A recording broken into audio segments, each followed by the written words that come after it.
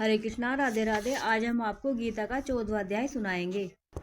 भगवान श्री कृष्ण अर्जुन से बोले कि हे कौन्तेय, सत्वगुण, रजोगुण और तमोगुण ये तीनों गुण प्रकृति से उत्पन्न हुए इस अविनाशी जीवात्मा को शरीर से बांधते हैं। हे अर्जुन, इन तीनों गुणों के प्रकाश करने वाला निर्विकार सत्वगुण स्वच्छ और निर्मल होने के कारण सुख की आसक्ति से और ज्ञान की आसक्ति से अर्थात ज्ञान के अभिमान से बांधता है। हे निष्पाप अर्जुन, तीनों गुण किस प्रकार जीवात्मा को बंधन में बांधते हैं, अब वह सुन। सतोगुण विकार रहित, पवित्र व प्रकाशमान होने कारण जीवात्मा को ज्ञान की प्राप्ति के बाद ज्ञान के ही गर्भ से आबद्ध करता है। रजोगुण के कारण प्राणी की आत्मा में तेरा मेरा, अपना पराया तथा आपसी संबंधों का भाव पैदा होता है।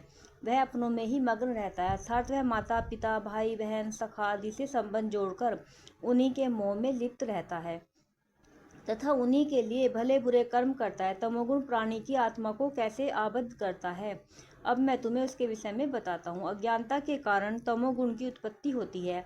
उसकी उत्पत्ति प्राणी की आत्मा में इंद्रियों और मन की निरर्थक चेष्टा, आलस्य, उदासीनता, निंद्रा तथा प्रभु विस्मृति आदि के भाव उत्पन्न होते हैं। इसके कारण प्राणी योग्य कर्मों से हीन होकर पशु के समान जीवन व्यतीत करने लगता है। हे पार्थ, इस प्रकार प्रकृति के तीनों गुण प्राणी को आबद्ध करके सृष्टिगत कर्मों की ओर प्रेरित करते हैं। सतगुण प्राणी को सुख की ओर, रजोगुण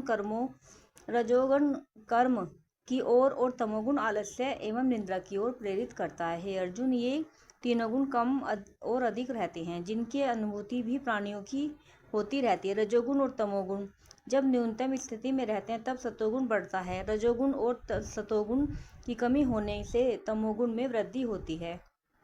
जब सतोगुण और तमोगुण न्यूनतम स्थिति में होते हैं उस अवस्था में रजोगुण की वृद्धि होती है।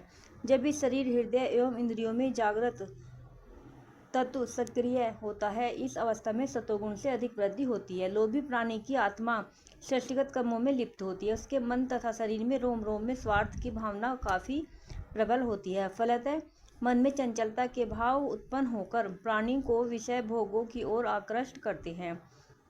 परंतु जब तमोगुण की अधिकता होती है तब चित्त में मलिनता आ जाती है। ऐसे प्राणी दिलो दिमाग पर अज्ञान का पर्दा पड़ जाता है और वह ज्ञान के पथ से भटक जाता है। ऐसा प्राणी अपने कर्तव्यों के प्रति उदासीन हो जाता है। हे कौन्तेय, जब प्राणी अपनी देह का त्याग करता है उस समय उसमें जिस गुण की अधिकता होगी वह उसी योनि को प्राप्त होता है। यदि मनुष्य मृत्यु के समय उसमें सत्वगुणों की अधिकता होगी तब वह दिव्य स्वर्ग आदि लोगों को प्राप्त होगा। यदि प्राणी मृत्यु शैया पर पड़ा है और उसमें रजोगुण अधिक है तो वह कर्मों की आसक्ति वाले प्राणियों की योनि में पैदा होगा।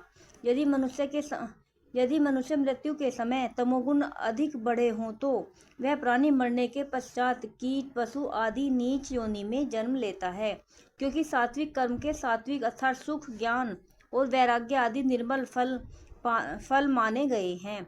राजस कर्म के फल दुख एवं कष्ट तथा तामस कर्म का फल अज्ञानता होता है। सत्वगुण से ज्ञान उत्पन्न होता है और रजोगुण से निसंदेह लोभ उत्पन्न होता है। इसी प्रकार तमोगुण से निंद्रादि अंतःकरण की मोहिनी वृत्तियां भी उत्पन्न होती हैं और बुद्धि अज्ञान से भरी होती है। हे अर्जुन, जो प्राणी मनुष्य की देह पाने पर मन में परोपकार की भावना रखता है, सभी जीवों को समान दृष्टि से देखता है, मन सहित सभी इंद्रियों को अपने अपने विषय में लिप्त रखता है और त्रिगुणों से दूर मेरे सत्य स्वरूप का चिंतन करता है, वह 23 तत्वों अर्थात 5 ज्ञानेंद्रियों, 5 कर्मेंद्रियों, 5 महाभूतों, 5 विषय इंद्रियों, मन, बुद्धि एवं अहंकार के इस भौतिक तथा स्थूल देह के उत्पत्ति कारक सत्व रज तम गुणों से विच्छेद कर मैं ही समान दिव्य देह प्राप्त करके मेरे परम पद में वास करता है। भगवान श्री कृष्ण के इन रहस्यमय वचनों को सुनकर अर्जुन ने पूछा कि हे नारायण, इन तीनों गुणों वाला पुरुष किस किस लक्षणों से युक्त होता है, उसके आचरण किस प्रकार के होते हैं, इन त्रिगुणों से मुक्ति पाने का उपाय क्या है।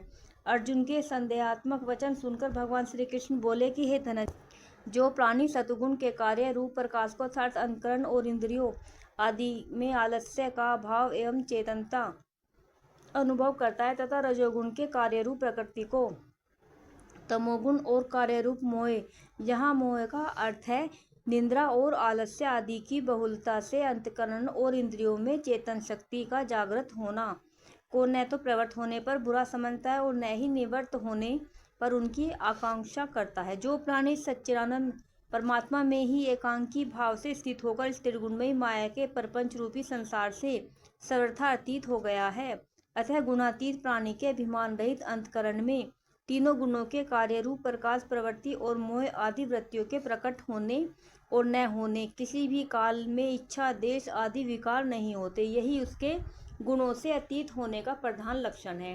हे अर्जुन, त्रिगुणातीत प्राणी आत्मा में प्रवृत्त रहता है और सुख अथवा दुख का अनुभव नहीं करता। उसके लिए पाषाण, मृत्तिका और स्वर्ण में कोई अंतर नहीं होता। वह धैर्यवान होता है तथा मित्र और दुश्मन को एक समान दृष्टि से देखता है। प्रशंसा अथवा निंदा सुनकर वह विचलित नहीं होता, अर्थात वह कर्तापन के भाव से भी सर्वथा निर्लेप रहता है। अहंकार का लेश मात्र अंश भी उसमें नहीं होता। इस प्रकार के आचरण वाला प्राणी केवल एक मुझको ही परम सत्तावान मानकर मेरा स्मरण करता हुआ तीनों गुणों का लंघन करके ब्रह्मा भाव को पा लेता है। मुक्तिधाम वैकुंठ का नाम ही ब्रह्मा है। इन सब ब्रह्मों का मैं ही ठाकुर हूँ। इन सब की शोभा भी मैं ही हूँ। मैं न मरता हूँ और न ही जन्म लेता हूँ। मैं तो अविनाशी हूँ। हे धनंजय, पर ब्रह्मा, अमृत, परमानंद, नाश रहित एवं एकाग्रता का आनंद आदि जो भी कुछ भी है वह मैं ही हूँ, अर्थात मैं ही इनका मूल हूँ, क्योंकि यह सब मेरे ही कारण होते हैं।